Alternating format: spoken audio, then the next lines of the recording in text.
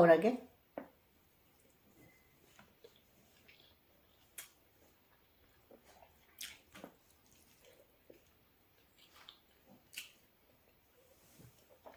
Pakoura mai thakke.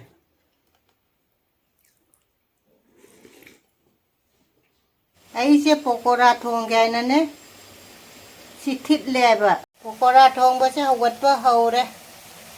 Achi pakoura ma thongge ama iro lage. Ki pakoura se hawba loire ba. Achi gana ina mahi sok taure. Saura matungda ina pakoura se thada doi meba. Mahi se ina khara jamna hapa badun ta di horen pakoura duna lo chupchan gine ba mahi sing. Maya mai pakoura mahi se di phajana saure ba. Ai pakoura se hapchal lage. Pakoura se hapchal lage se. Matang hapa age. Achi chu hapchal lage. This sawal lage se mahi se hawai gi mahi ni. Hawai na mahi oi me ba ise hawai. Ai ghee khara hap ke loi be che ghee hap di jam haw bane pakoura da. Loi chal lage se. Mayam haura ni pakoura thongba se. Ai pakoura thongba cha loi be che loi chal le phati kum chu thak chal le. Mayam hawgadra. Khang de chara ga di khangani hauri haute chi di. Pakoura thongba se mayam jengo. Phajare natra mayam. Haura ni. Ngasi se jam iron ba chaning ba. Alu ne mula ne hawai mubi ne khamen asin ba tauna iro lage. Phut lage si se. Iron ba si sung haking gisanu ngha inga ga iron ge. Sa iron ba haw ta bane ba. Pakoura thongba se phajan nang chalam me. Phajabana loire. Aigi iron ba se irole maroi su tha e. Irola de chaglam. Lam khala ne ba. Ngashigi mathel chidi aina haidra se dum jani. Adi mamang dai dum khangamani ba aina thongbadagi. Siga pakoura thongba leire aina pakoura ngai siga lauthoe phajatra pakoura se. Siga na hawai mubi mula alu khamen asin ba iron ba sina kangau ma leire. Ngashigi mathel chidi sitani icham chamba mathel simple. Punamak rekhana taramna oksari hanadagi jengbiri baichini na punamaksu ana wachangbira baichini na punamaksu rekhana hannana thagachari ngasi se aidi icham chamba mubani ngasi se pakoura thongmani siga mahi leire siga pakoura laukhatle sigana eromba sigana kangoma leire adu laige hana kalage anau baichini na una aigi video se Nauna thengna biba tar subscribe like share tausan biramo mathang dum aigi video langna ba sag hapage aigi chanupa thokle aida bu chadro ma thokla ni pakoura hapage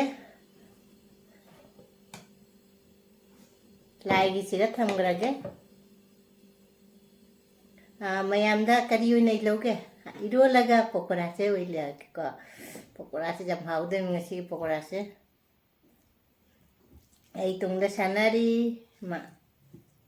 mai gi di pizza gare mayam chamina ra chi ko ngasi di handak se khara lok pai aduna mana masinam ba cha jate uchi cha pa horage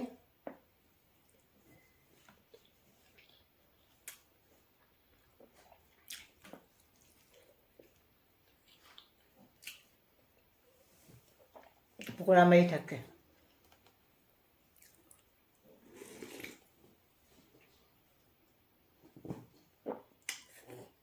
haure postara ai se khara ne cha hinjang cha badana jam hinjang chap chala cha ba ngam de ba ꯀꯪꯇꯣꯠ ꯇꯣꯠꯂꯒꯅ ꯆꯥꯕ ꯑꯩꯉꯣꯟꯗꯅ ꯍꯧꯖꯔꯤꯕꯅꯦ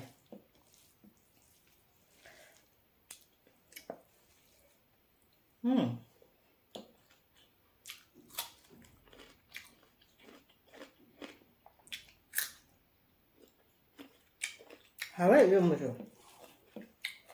과학자자.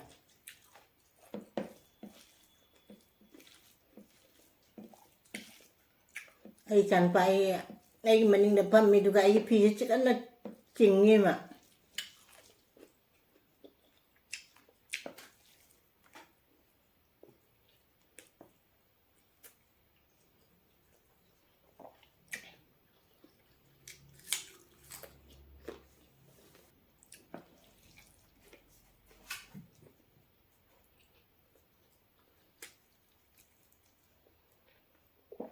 pakoura cha manung masih itu apa no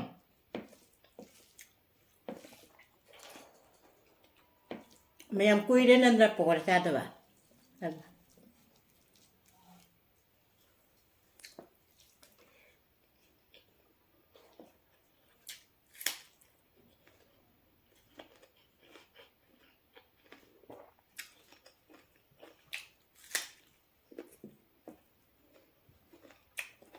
이런 것이 고아 맞다.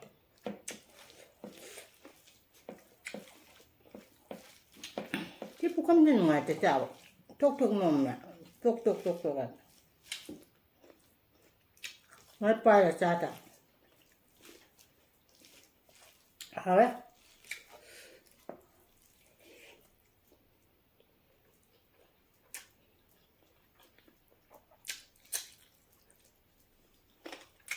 아주 꼬짝짝나 넘어야 봐.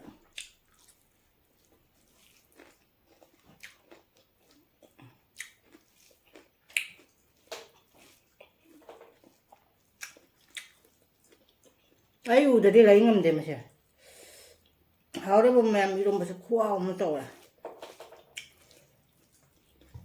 하완 무비도. 아이들 머름창이야.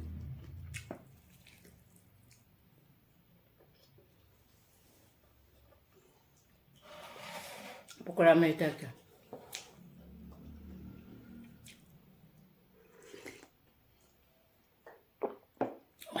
Nasi pakoura sa kuha o man tao po. May samawa.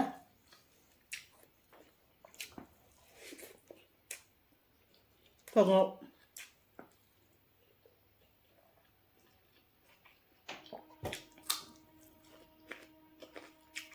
Asaba la diuji. Kaya lang ka mahal kawalan na ba? Sarap ni tanong nga. Hindi ada ka tadi to. Ha? Kung ujuham.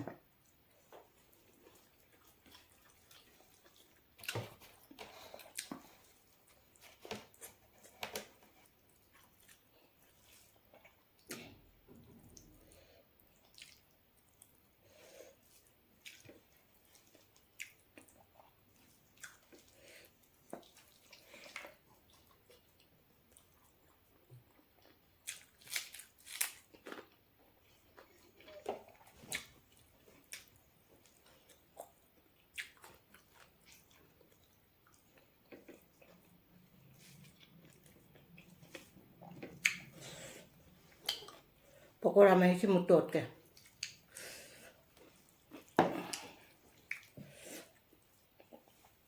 Mayam na. Jam na ay di kang na chaya bidong kasi di purut ta chaya.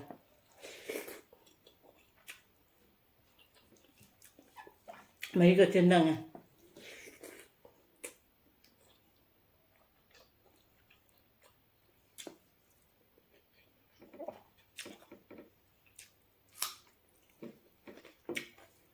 Hal pakoura yang mahal.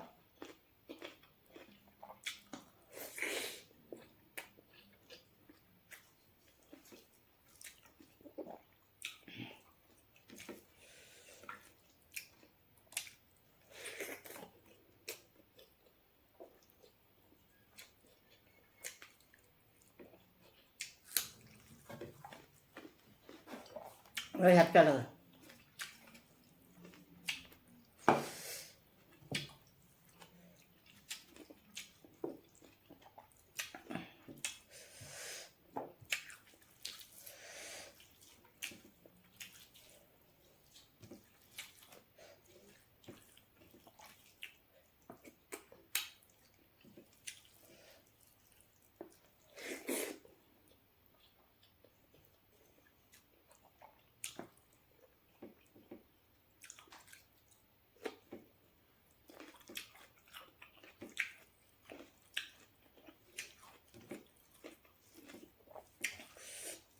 Mayam ngashidi mahi ngata nang chai.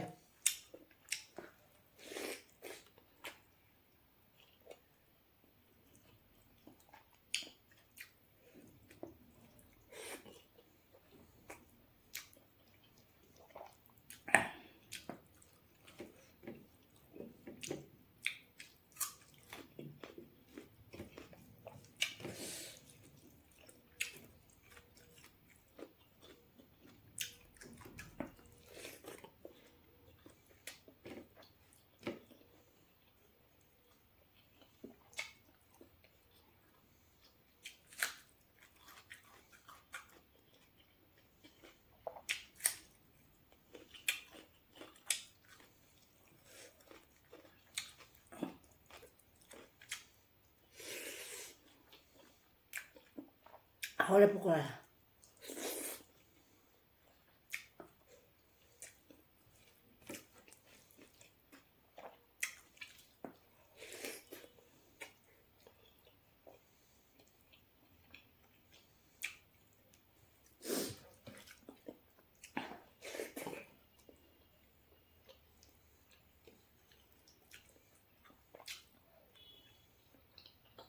Ayo lok ba ya ba. Nama sendok coba jatuh.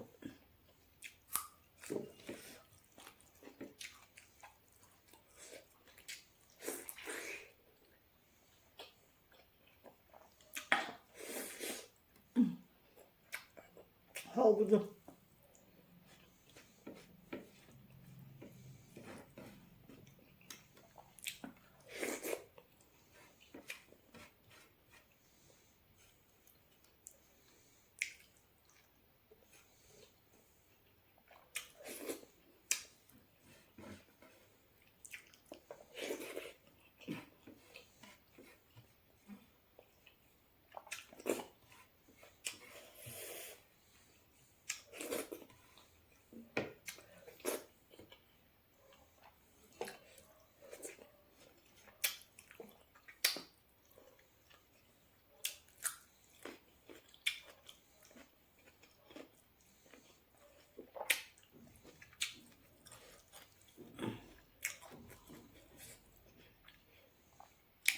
Pakoura satu hoga.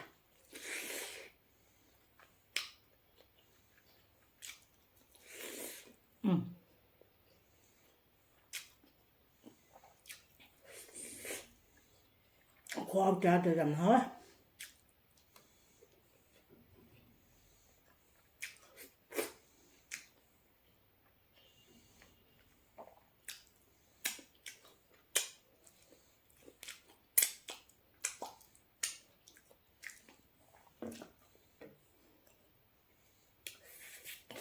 Jangan tak.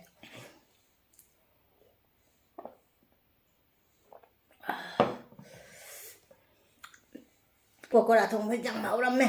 Kuau ama. Ai dik pakoura da manung da mahi do changaga ne. Hau bodo. Adu oi ramme jam hau re. Da eromba du jam hau re. Adu kangau du su hau re. Adu loi ni su sare sit na le kwa. Adu mathang dum mubang da unara si ngasi di siga thamage. Bye.